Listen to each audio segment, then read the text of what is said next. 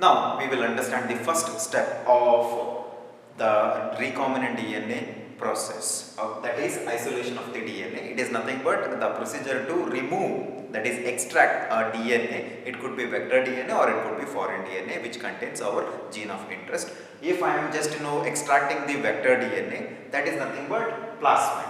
Okay, so plasmid will be extracted from a particular bacterium. Or if I want to extract the gene of interest, then obviously I have to pull out the long stretch of the DNA from a specific organism which contains our gene of interest, that is termed as foreign DNA, correct? So here I am going to explain the isolation of the DNA by taking extraction of the plasmid from a bacterium. That is enough actually. The same method is applicable to the extraction of the foreign DNA. Both are same, methods are same. Okay. So the first step is, what I am going to do is I am just will draw a flask like structure. It is actually the test tube, looks like a conical flask. Okay, so inverted one, and just we write test tube. So this is the test tube. Okay, so we know that the plasmid is present inside a bacterium. Okay, we just draw a Petri plate here, and this Petri plate has bacterial colonies, and all these bacteria contains plasmid. All this belongs to the same species. Now what I do is, obviously in the culture medium inside the Petri plate, agar will be there and nutrients will be there, right, for the growth of this bacterium, that will be there. So that means these are all now considered as impurities, because I want only pure bacteria. I don't want agar and nutrients along with it.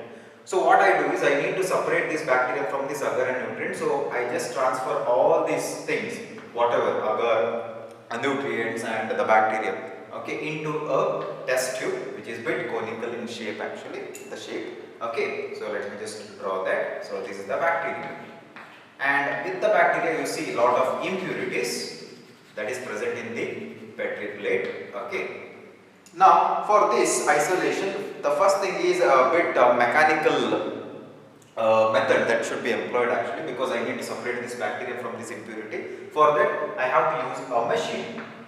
Okay, so this is actually the machine. This machine is called as rotor. Name of the machine is rotor. In other words, I can also write this as centrifugation machine. Okay, so here let me just complete the diagram. The rotor will be like this. Like this. It has got so many wells. Wells will be there. Okay, but the well should be in even number. See how many are there total? Total wells 6 actually. Got it? So each well is opposite. See, opposite. This is why this is built in such a way that it has to maintain the balance during centrifugation. What is centrifugation? Centrifugation is nothing but spinning. It spins at a rate of 800 RPM. What is RPM? Rounds per minute actually. Okay, it spins 800 RPM actually, and this particular method is employed only for 10 minutes. Okay, that means I am going to introduce this test tube into one of the wells. Okay, we draw that well here for our understanding. Well, but if I put only one test tube containing the bacteria and I'll just turn on this machine, obviously it will not spin, because it is actually not having the balance. Actually the balance should be equal, so that means actually the weight should be equal. So I have to put one more test tube containing only water. Only water. Why water? Weight. That's it. So now both of the test tube will have the same weight. Okay, but this contains only water, not the bacteria. That's it. So this test tube is considered as test. So we just draw one more test tube containing only water or any other solution actually. That's it. Now we'll turn on this. So this is the switch board, and it's now on and it spins. That is actually called as centrifugation. Okay, but I am using this particular rotor or centrifugation machine for the separation of the bacteria from these impurities. So bacteria is nothing but microorganism. So we just write this particular mechanism is ultracentrifugation. Ultra. Got it? Because it is minute.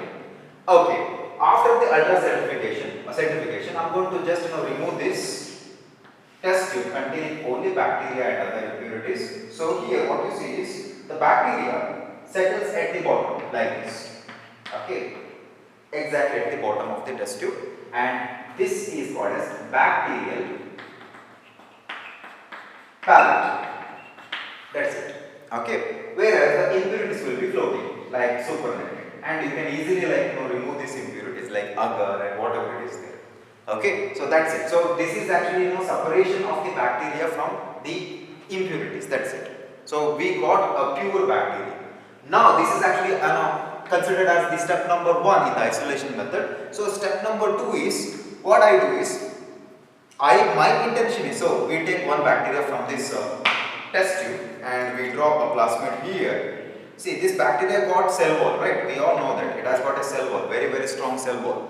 The thing is, to remove this plasmid from this bacteria, I have to break this cell wall. So I cannot simply take a scissor and cut it, because it is microscopic. It's not possible. Your handling is not possible actually. So it should go in molecular level.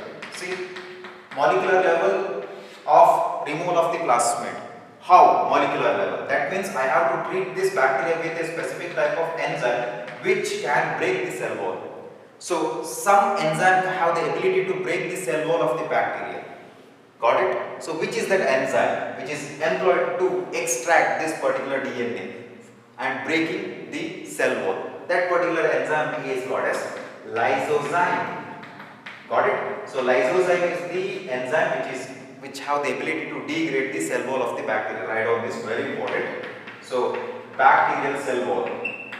Okay, lysozyme. For example, if it is not bacteria and I am doing the extraction from a plant cell, like doing experiment in which I am extracting the DNA from the plant cell. See, the cell wall component is entirely different. For example, if this is the plant cell, and how can I break the cell wall? If I treat with the lysozyme, it is not useful, because lysozyme has a different function.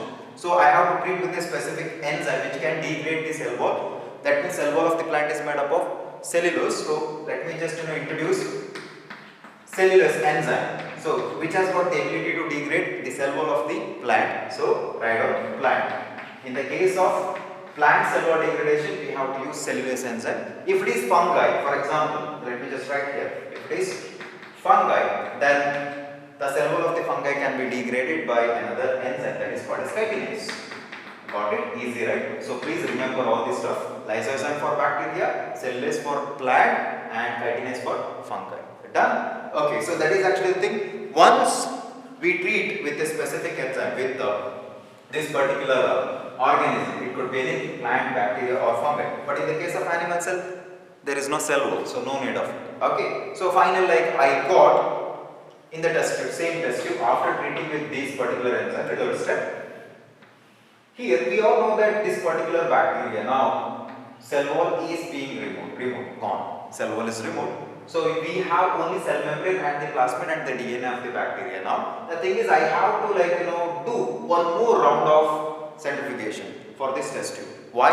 I want to break the cell membrane of the bacteria. That's it. So after the second round of this centrifugation, I get the DNA.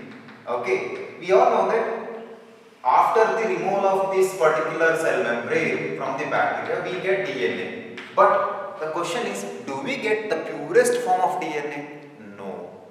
Why? Because we all know that within this DNA, the particular type of proteins will be there. For example, histones. Yes, histones will be there. Or what if this particular DNA is undergoing transcription, so that mRNA will be there, it's being processed, or maybe this mRNA is now producing the proteins, so that is through translation mechanism, so proteins will be there. So during the translation mechanism, obviously we know that this rRNA or tRNA, so that will be actually working. So that means this DNA is surrounded by so many things like proteins, particularly proteins in the sense for the higher level of packaging of this DNA, NHC will be there, yes, correct, or scaffold proteins will be there, so many proteins, histone proteins, RNAs, mRNA, tRNA, rRNA will be there. So all these things will be there surrounding this particular DNA. So this is not a pure RNA or DNA, it is impure DNA. So what I have to do is, first thing is I need to remove all these impurities.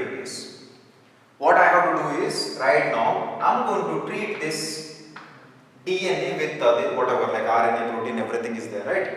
With a specific type of protein. For example, I just leave an enzyme called as proteinase. What is the function of proteinase? They degrade or digest only proteins. So whatever the proteins are there within this DNA, they just get deleted, removed. That's it. Got it? Done. After this, the next step is again the same test tube is treated with one more enzyme, that is ribonuclease. In other words, we can write it as RNase. What's the function of it? It's going to degrade the whatever the types of RNAs are there. So we get finally a pure DNA. As this DNA is microscopic, moreover, it is present within the liquid present inside the test tube. So it is very difficult for a scientist to observe this particular DNA. Actually, it's not possible to visualize this DNA. For that, what he does, he treats this test tube with chilled ethanol. That's it. So the next step is treatment with chilled ethanol. When this particular solution is treated with this chilled ethanol, you could see the precipitation. The precipitation like milky like structure actually, which is nothing but DNA itself. Okay, so this will be seen now, observed. That's it. So now the next step is I need to pull out this particular precipitate from this test tube. That is, precipitate is nothing but DNA itself. I'll write here. The last step is called as spooling. Okay, spooling. It is not necessary, but for your competitive examination, spooling is nothing but it is the process of removal of this precipitate which contains the DNA from the test tube. After all these purification methods. Okay, for this what we need a glass rod which is bit bent at the ends. Got it? Exactly here, somewhere else at the terminal side of this glass rod, like this particular glass rod is bit bent. That's it. Like a hockey stick. Done. Okay. So now what the scientist does is he will just put this glass rod inside and just starts rotating. That's it. Okay. So when he rotates, this precipitate now coils around this glass rod. Done. Then actually he pulls that glass rod out of the test tube. Done. So that is called as spooling. Spooling is nothing but the mechanism or process where this particular precipitate is being removed with the help of a glass rod after treating with chilled ethanol. So this is the thing actually. So remember, this is the first step of isolation of DNA. What is important here is the enzymes. So we have studied I think around 5 different enzymes, right? So the first enzyme is lysozyme, second one is chitinase, third one is actually cellulase, fourth one is RNase, fifth one is this one, what I call, I forgot, proteinase enzyme. Done. So remember that and its function also. So fine. So we'll see the second step. That is, after the isolation, what we have to do is treat this particular DNA with restriction endonuclease enzyme. That is easy, you know about it.